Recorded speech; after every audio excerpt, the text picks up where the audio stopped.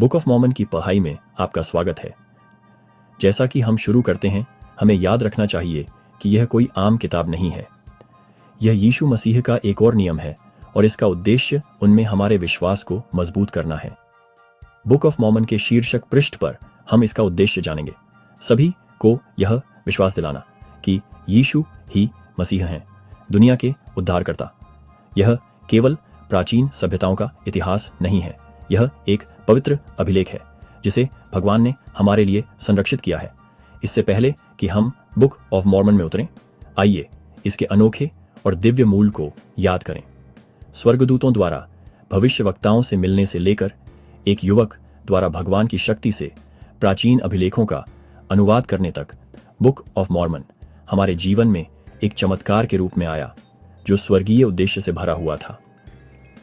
शीर्षक पृष्ठ book of Mormon के कई उद्देश्यों को सूचीबद्ध करता है। क्या आपने कभी यह पूछने के लिए थोड़ा समय लिया है, हमारे पास बुक ऑफ मॉर्मन क्यों है? यह अन्य पुस्तकों से क्या अलग बनाती है? इस यात्रा को शुरू करते समय इन सवालों के बारे में सोचने के लिए कुछ समय निकालें। इस साल आप बुक ऑफ मॉर्मन का अध्ययन कैसे करेंगे? पढ़ते समय आत्मा को आमंत्रित करने की आपकी क्या योजना है? क्या आप उन अंशों पर ध्यान केंद्रित करेंगे जो यीशु मसीह में आपके विश्वास का निर्माण करते हैं? उन पदों को चिह्नित करने पर विचार करें जो आपसे बात करते हैं, जो उद्धारकर्ता की गवाही देते हैं। जैसे ही हम बुक ऑफ मॉर्मन पर आते हैं, हमें याद आता है कि यह यीशु मसीह की गवाही देता है। 2 नफी 25-26 में हम पढ़ते हैं, हम मसीह के बारे में बात करते हैं, हम मसीह में आनंदित होते हैं, हम मसीह का प्रचार करते हैं, हम मसीह के बारे में भविष्यवाणी करते हैं। यही बुक ऑफ मॉर्मन का केंद्रीय संदेश है।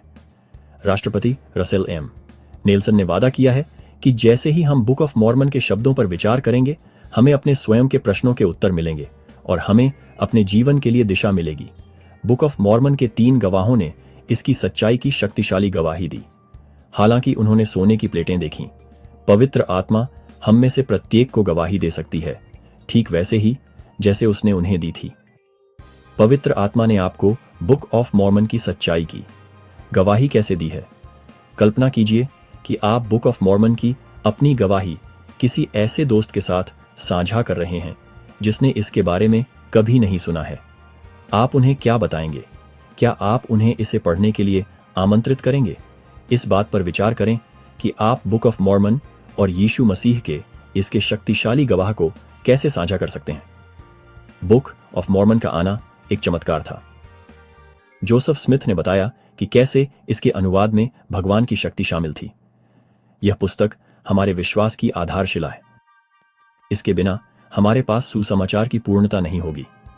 जैसे ही हम इस वर्ष का अध्ययन शुरू करते हैं, आइए याद रखें कि बुक ऑफ मॉर्मन केवल एक किताब से कहीं अधिक है।